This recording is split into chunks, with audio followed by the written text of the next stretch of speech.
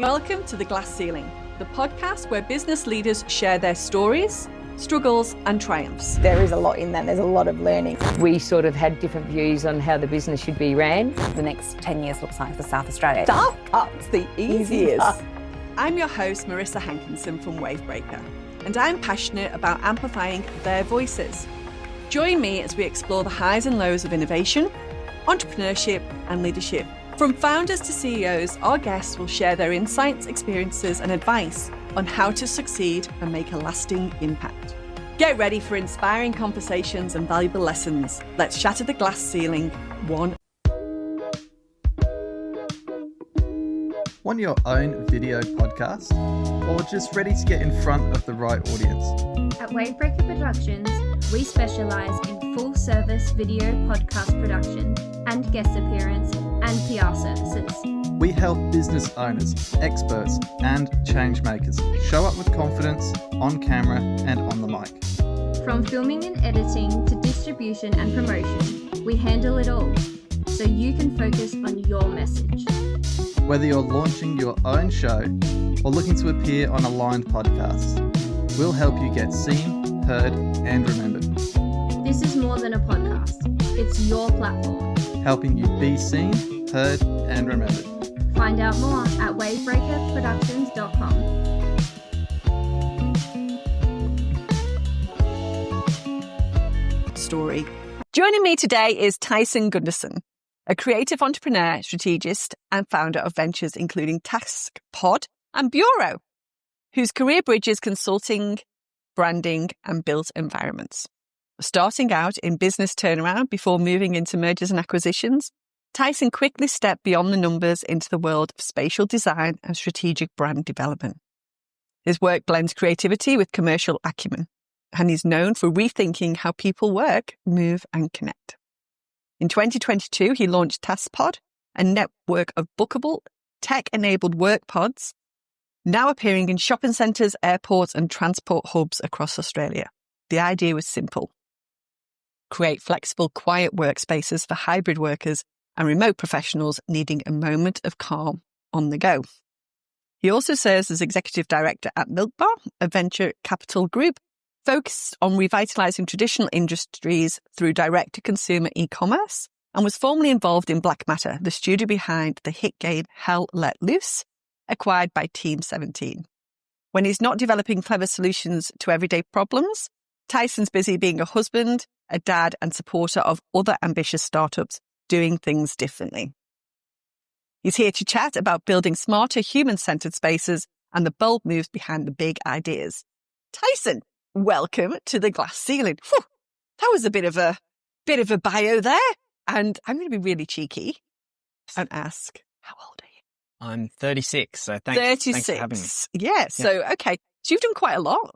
So I'm assuming when you got into business turnaround, what was that, straight out of university?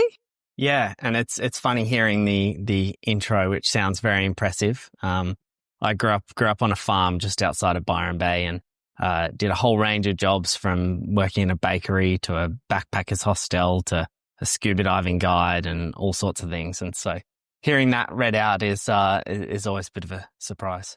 Yeah. And did you think that working on a farm and Byron Bay, we talked about TaskPod there. Mm-hmm. Do you think trying to make people work differently had anything to do with seeing that kind of lifestyle in Byron Bay? You know, Byron Bay is known for a certain...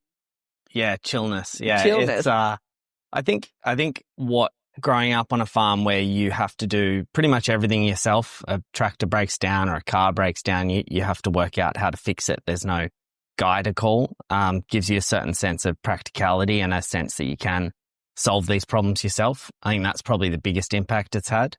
But also, you know, growing up in Byron, it's a small town, and I was very hungry to get out and see, you know, how far I could push things, how much I could learn, how big, you know, opportunities I could get involved in. And we've been trying to get you on to the Glass Ceiling show for quite a while, but you seem to be traveling everywhere. But straight out of Byron Bay, where did you end up? So straight out of Byron, I moved to Sydney. So it's probably the biggest sliding doors moment of my life, where I happened to see an ad on Facebook for a cadetship program that led to me meeting some people who told me about a great scholarship university course at UTS in Sydney. And getting into that introduced me to a whole new world of people, gave me the opportunity financially to move down to Sydney and go to this course. And that kicked off, my understanding of the world of business, studying accounting, finance and economics. And it's interesting, isn't it? Because cadetship, you're only 36, but when I think of a cadetship, I feel it's quite an archaic word. Yeah. But it is around. So you're very fortunate to secure a scholarship because that really allows you to focus on your career. Sometimes a lot of people. So UTS, for our listeners, what University of Technology in Sydney. And there's a few of these programs around the world. I think they're highly low awareness and highly underrated. This one in particular, there's one at UTS and one at UNSW, and there's thousands of people apply to them. There's only 20 or 30 spots for these programs, and so it's quite competitive. But the quality of people that they get involved, it's not just academic results. There's an interview, and then you cram 3 years of university and a year of full-time work into 3 years. So it's very, very busy, but one of the best times of my life, and also where I met my wife. Fantastic. So if even the fact that there is so many applicants, and then there is, as you say, 20 to 30 places in, I'm assuming in an academic year, what was the actual degree that you actually studied? Bachelor of Accounting with sub-majors in finance and economics. Okay. All right. So you did that, met your wife. What's your wife's name? Ellie. Elle. Her name's actually Elle, but Australians have a habit of lengthening a name if it's already very short, or shortening a name if it's long. Interesting enough, I've got an L. Yes. Okay. Well. Oh, yeah, she is an L. So, yeah. So when you did that, three years of intense, and I'm assuming that included placement and internship. Well, as part of the scholarship, you would have got internship. Did that give you exposure to one particular industry that sort of sparked you, or was it quite broad? It's very broad. So I did my first internship at a company called Mentha, so doing restructuring, insolvency, turnaround work, which was, I think, one of the best places to cut your teeth. You're given enormous responsibility early on. You're thrown into situations where a company, it's literally life or death, and lots of people will lose their jobs if you don't help come to a really practical solution. And then managed to secure an opportunity to continue working there part-time in between internships. They were incredibly good to me and a great team to work for. And then my second internship was at Coca-Cola in their alcohol division. So Coca-Cola Amatil distribute all sorts of things like Peroni, Miller Chill, Canadian Club, Zambuca, all sorts of things. And so totally contrasting experience, from a small, relatively boutique turnaround and restructuring business to a massive, global business with huge brands focusing on, growth and that side of things. So yeah, it was very, very diverse experience. Yeah. So I can imagine from working with huge brands that people sometimes don't ever get the opportunity to experience the inners of working of those brands. But what actually appealed to you most? Was it that turnaround of making a difference, or because sometimes I feel you can get lost in the size of a global organization a little bit. That's exactly right. So I think that was probably the thing that I made the decision for me coming out of university as to where I would take a grad position. Coca-Cola, amazing business, amazing programs, amazing people, but you are, a smaller cog in a massive, massive machine. And the people who I worked with there have gone on to huge success. So I think I had two great options to choose from. But the opportunity to really step into some critical roles. And I love the intensity of the burning platform in turnaround and restructuring. But at the end of the day, I worked at Mentha for 8 years and then went to set up a team in London for a US consultancy called FTI doing value creation. But yeah, I would have fired probably thousands of people over that time or been involved in that process. And so it's a pretty negative industry as well. Yeah, and probably really susceptible to burnout as well. I've only ever really been truly involved in one merger acquisition way back in the day. And it is just, it's a different beast. You're sort of in this bubble and you're working intensely long hours with this team, and it just, you sort of come out of it with like, you know, you're going, oh, I'm oh, it is bright out here. And it is very, very intense at that time. Yeah. Did you enjoy the UK? You can hear from my accent from the UK. Yes. But did you enjoy the UK? Oh, it's one of the best times of my life. I mean, similar work to what I was doing in Australia, but just every transaction, every event has more zeros attached to it. And, you know, much broader geographic impact and different countries, cultures, lots of travel. It was fantastic. It is hard work, but I always have lived for that. If you ask my wife, you know, I'm not very good at sitting still and doing a 9-to-5 type role. You know, 80 to 100 hour weeks is something that I've always really enjoyed up until the point that I had kids. And being part of a farm is not 9 to 5. It is, you know, you've got to work when you work. Yeah. And that work doesn't stop just because you're choosing not to. No. So there is some kind of work ethic that gets built into you from that. You know, I used to work in the building and construction industry. And I think a lot of people used to say, give me a country lad or a country girl, because they know that this just instant built-in work ethic that carries over into whatever they do.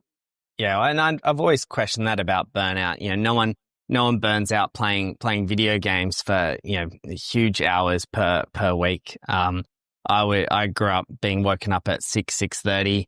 We'd have, you know, all sorts of jobs to do before we got on the bus to go to school. I'd get home from school. There'd be another 2 or 3 hours of hard work to do before dinner, homework, and then to bed. And that was normal life. And we saw that all around us. I had a neighbor ran a dairy, and Denzel, who ran that, he was 80 years old, and he was up at 4 a.m. every morning riding his quad bike around.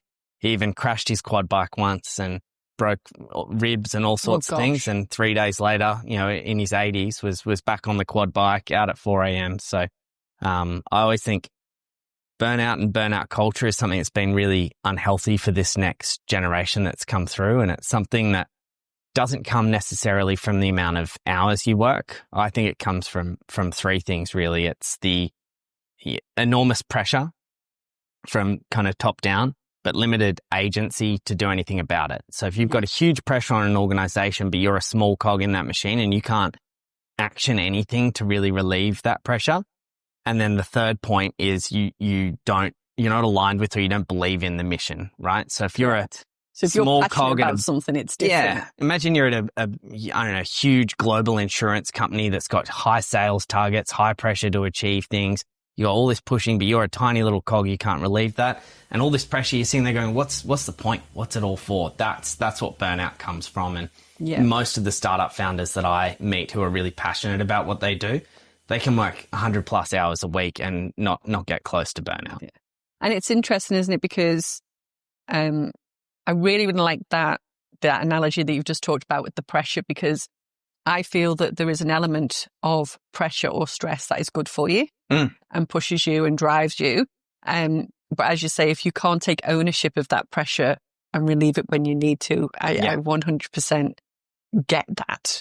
And I, probably controversially or not, I do think that burnout is a little bit of an overused word. That's a little bit buzz at the moment. And now you can hear my accent because I can't say anything with it or without it being really broad. So was that where TaskPod came from?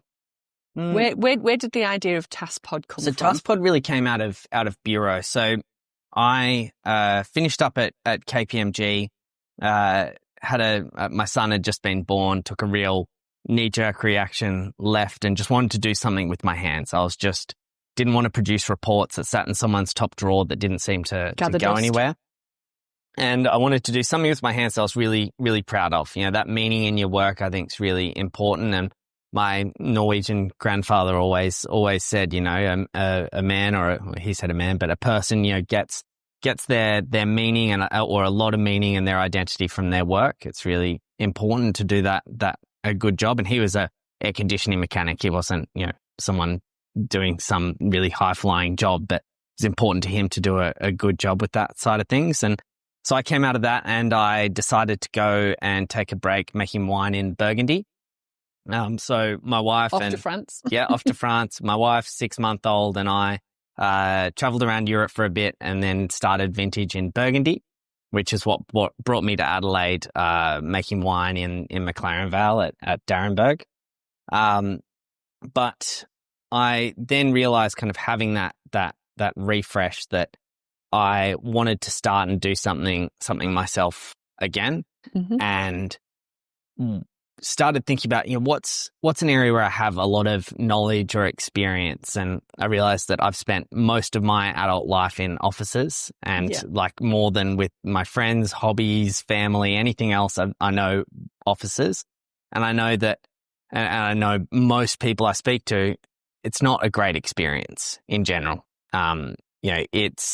It was an area where I knew it was difficult to focus. It was difficult to find places to collaborate with teams well. It was difficult to change and move and adjust that fixed built environment easily based on how your team was changing. I thought that's maybe an area where I could jump into and really add some value. So you're 36. So I'm just trying to go back. So you would, because there's all these trends, isn't there, really, when you think about it? You probably experienced the open plan, and you've experienced the office environment, and you've seen the cubicle. You probably have experienced all that. So what year was TaskPod sort of starting to? So TaskPod then came out of, so Bureau was the start of how do we make working better. Yeah. And what we started to see, so TaskPod, we first ideated it around 2021. Bureau, we'd started 2019, 2020. And you're saying we, so who's we?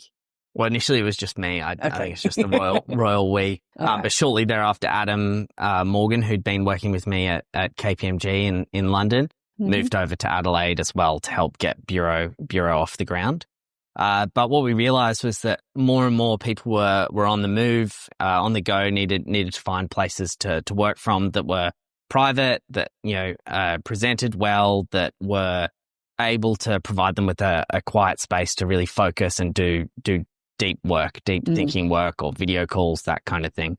And we'd seen a number of instances where, information breaches and other things from people working in open environments had happened as well. So we thought, we've got these great booths that we're putting in offices. What if they were in office building foyers, in hotel lobbies, in airports, shopping centers, places where just people might need to work on the go. Take that concept into a different environment. Yeah, exactly. So I still think it's probably the best and biggest idea that we've come up with.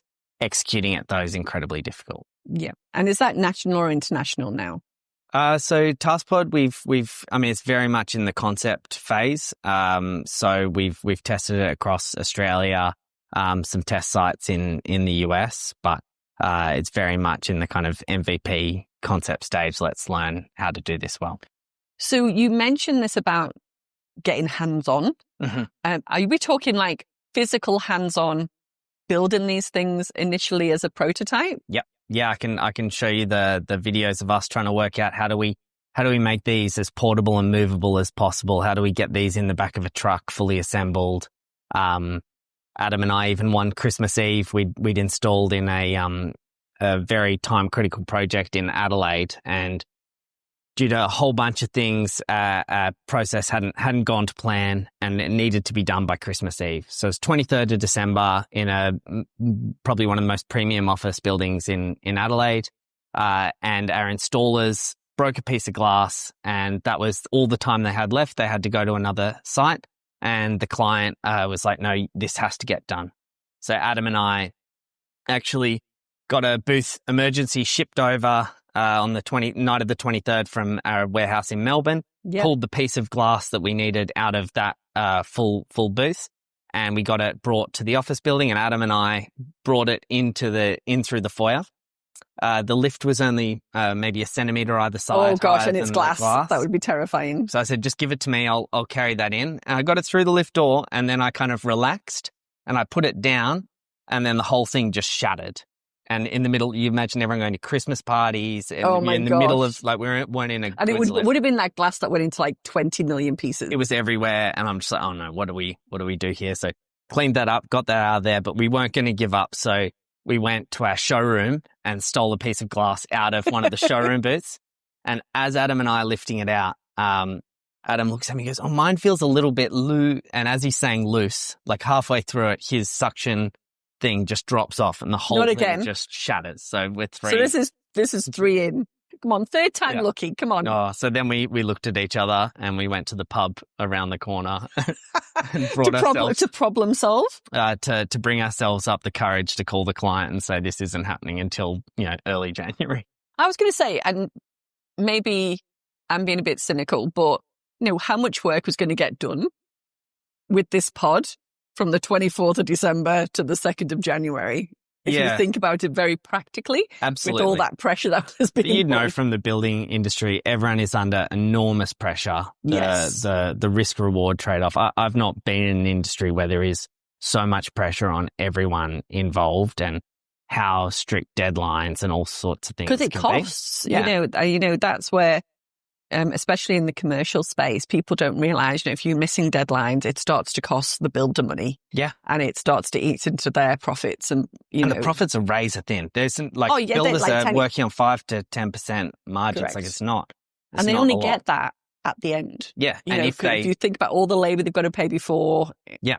And everyone's hammering everyone. So what we wanted to build up, particularly as a startup in a very, very old industry, be one of the oldest industries in the world, is trust. At the end of the day, you could have the best product in the world, but if they don't trust that you're going to be able to deliver and that you're not going to cause more issues for them, you will die. So customer delight from the start, which is super trite and in everyone's company values, it seems to be, but we really want to live that out and show that from the founders down, that we stick by our word and we will try absolutely everything to meet every requirement for clients. I think we might capture that video and be able to integrate it because we are on a video podcast. Yep. But the audio ones, you're just going to have to listen to the glass shattering, unfortunately. Yeah, but exactly. If you jump on a video, you'll be able to see it. So you've just mentioned that your warehouse was in Melbourne. Is that where you're manufacturing as well? No. So as everything high quality, high volume you want to make now, it's out of China. It doesn't matter whether it's your iPhone or your Tesla or whatever the case might be. And we wanted to and tried as hard as we could to source and manufacture in Australia and found it incredibly difficult. So instead, what we do, the kind of core shells, so your carbon polymers, your aluminium and glass is all done in China. And then we incorporate whether it's acoustic panels or furniture or other items from Australian manufacturers. Okay, that's good to know. And obviously your installers are Australian. Yes, yeah. So it's all works. flat packed. So we'll fit 30 or 40 boots in a 40-foot container, and we ship that all around the world. So we've got warehouses now across the US, Canada, Europe, UK, and Australia. And, trusted, trained, reviewed install network across the world. Yeah. And are you concerned about the tariffs that are being imposed from the US? I feel like, if it goes from China to Australia, Australia to maybe the US, but obviously logistically and exporting, that's a challenge. It's challenges like that when you're so thankful for the team you have around you. So we've got an incredible operations and logistics team, and Jason Diefenthaler, who's Chief Operating Officer, he was the GM of Weber Barbecues globally, and before that had run factories for Schneider Electric. Yeah, incredibly experienced American guy based in Chicago, but speaks Chinese, and it was his experience plus the team's efforts that managed to find us ways to really optimize the outcome for our customers around tariffs. And those have reduced now. Who knows? They might be up again tomorrow. Yeah. But we've managed to find ways to work really effectively within that environment. Yeah. That's scary. It's the most volatility we've seen since COVID. Yeah. So from my side, I know you've got TaskPod. We talked about Bureau before that. Then you did your European trip. Then you did your winemaking. Where did Black Matter? Yeah. Where did this start? Was it in parallel when all this was going on? I try and tell it as a linear story, but there's a lot of overlapping items between all of this. So Black Matter was an idea that one of my best friends, Max Ray, had to build basically the World War II game that he dreamed of playing. So hyper-realistic World War II game, 50 versus 50. It ended up, being realistic enough that West Point Military Academy use it for training and for their teams, and ended up being one of the largest World War II games in the world. So I was building that kind of over the course of the winemaking journey, and we were selling that to Team 17 at the same time as I was starting Bureau, at the same time as my second child, Molly, was born. So lots of overlapping items. I can tell you that was probably one of the most surprisingly unglamorous moments of my life. I tell the story of when that transaction finally closed. It was all on UK hours, so I was getting up in the night and I was working in the car in the garage so as not to wake anyone up because our daughter was born on oxygen and wasn't sleeping super well. And so working in the car, I had starting Bureau at the same time and, all the other life stuff going on. So no exercise, no time for anything else, exhausted. I got up at 3 a.m. to DocuSign the final contract sale. Did your eyes actually work to be able to read the text? Pretty much. Like I was just in my underwear, kind of looking down at my quite unhealthy, body, DocuSigning this and going straight back to bed. You'd imagine suits and popping champagne and all sorts of things. It's just a relief. Yeah, it's interesting because over the course of the seasons, we've had people who have, been acquired by bigger organizations, and they all say it's very anticlimactic. It's, you think that it's going to be this big, and usually either it's tears, no reaction, okay, what's next? Yeah, it's such a painful process, really, and the transaction structure changed 3 times over the course of it, and I came to really appreciate why you have M&A teams and why they exist, thinking I've kind of worked, in this area. I can probably do this myself. Probably that farm-based attitude coming through. And I was like, never again. No. Yeah. So how long from Team 17 approaching you to the final? Well, Team 17 were our publisher. So the kind of transaction value and all of that was only for half of the game. So we did the initial publishing deal. Max is the game visionary. He does all of the game development stuff. I was just there to do the, finance, strategy, negotiations, that side of the business. And so as part of the initial publishing deal, Team 17 had already taken 50% of the revenues. Yeah. And so that was 2017-ish. It's hard to remember thinking back those dates, but and then we worked with them until the point where they said, "Hey, would you be interested in selling the rest of the game rights?" And that was, I think, 2021, start of 2021 that we sold the game, January. Yeah. Are you willing to share what you sold it for? Yeah, it was a £50 million, so a bit over 100 million Aussie for that half. Yeah. So it's a wild number. Video games as an industry I knew nothing about, and when you see the economics of it and when things do work, it's incredible. But there's also 95% of games that just don't hit the mark for whatever reason. Do you think your experience that you had with the Coca-Colas, the brand development, do you think all those skills were transferable that you use within Black Matter? Or I always envy.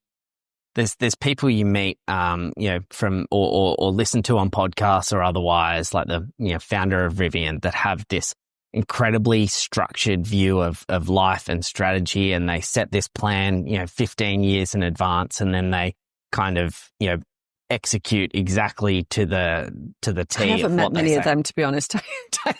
Yeah, so a lot of this stuff I take as it comes and try and apply a pretty common sense attitude. I think quite intuitively about things. So I'd love to say that, I leveraged this experience and I took this rubric that I learnt here and then I applied these, core things, to get to that point. But a lot of it's quite just intuitively, I think your experience and background. I had a really interesting meeting with a really senior guy who'd built a really successful private wealth business last week.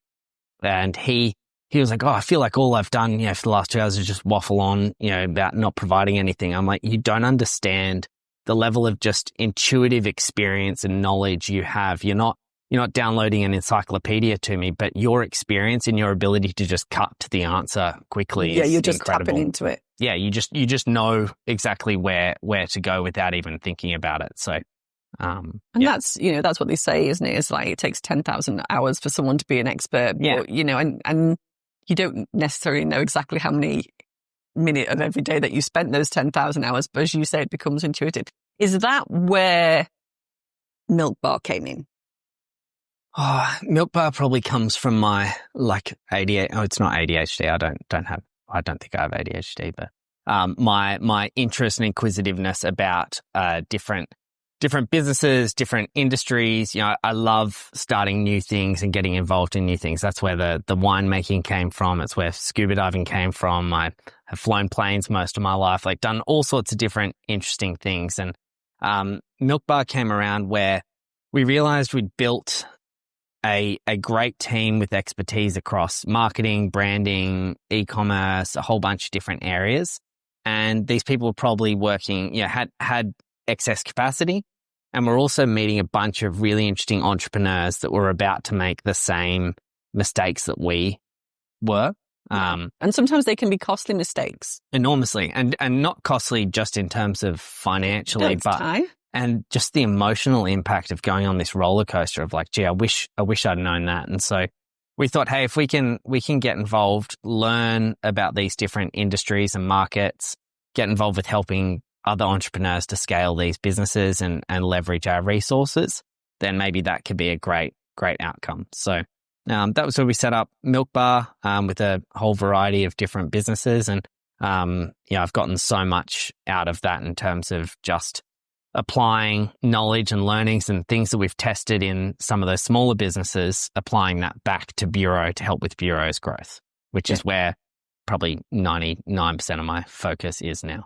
So is TaskPod the product of Bureau being the overarching company? So what is it just TaskPod, or is there other initiatives that you've got underway under Bureau? So now, probably over the last 18 months, we've seen enormous growth in Bureau, and you never know really what's going to hit. The other businesses have done great things, but I've helped set those up with their own management teams and structures that are executing really successfully to allow me to focus 100% on Bureau and the growth there.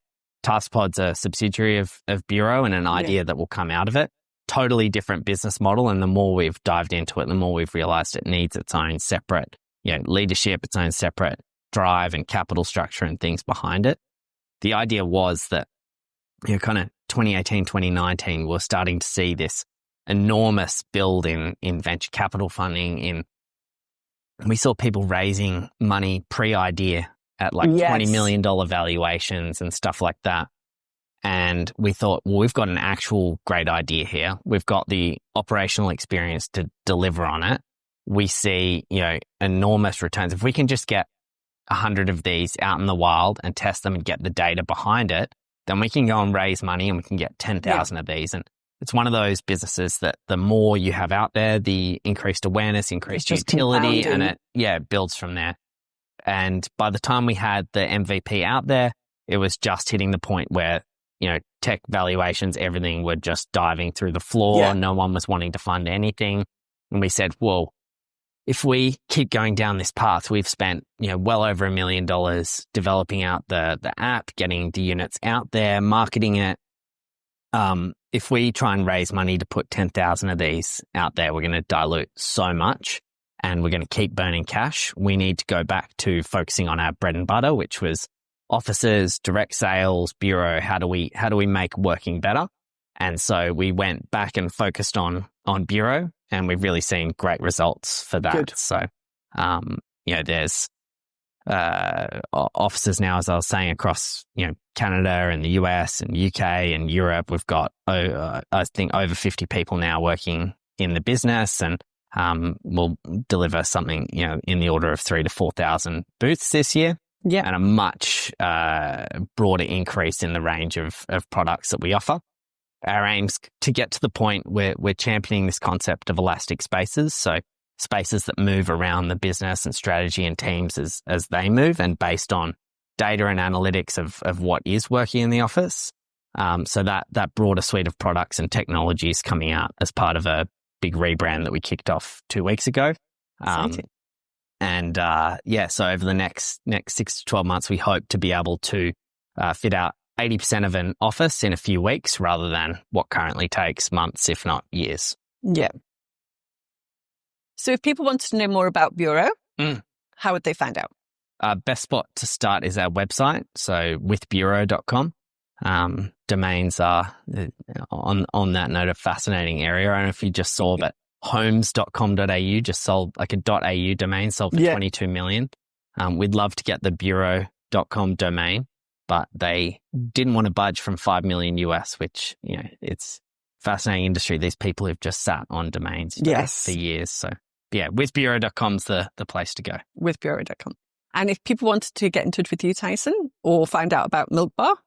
LinkedIn. Yeah. LinkedIn. Yeah. Add me on LinkedIn, send me a message and keen to catch up. Well, we'll definitely include that information into the podcast notes. But I would like to say it has been fascinating talking to you. It definitely was not linear, but that's okay. I don't think life ever is. No. It was an absolute pleasure to have you on the show, Tyson. Great. And thank you so much, Marissa. Tuning in to this episode of The Glass Ceiling. If you've liked what you heard, please subscribe, as we'd love to have you as part of our community. We're grateful to our guests for sharing their inspiring stories and insights with us. This podcast was brought to you by Wavebreaker. Join us next time as we shatter the glass ceiling, one story at a time.